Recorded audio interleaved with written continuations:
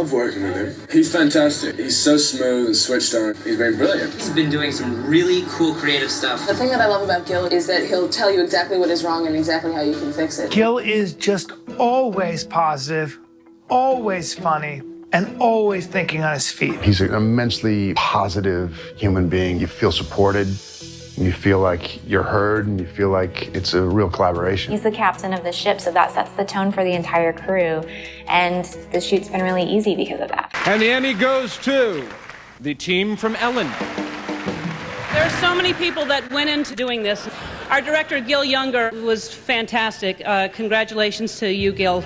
I honestly believe that I can help inspire the entire next generation of actors through recognition of self-love.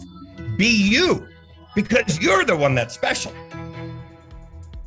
How did that feel? It felt really good. Adrenaline rush. I understand the scene more. I learned a lot. Stronger choices, different ways to play. Really like how you work. The simplicity of the direction and the feedback. So valuable.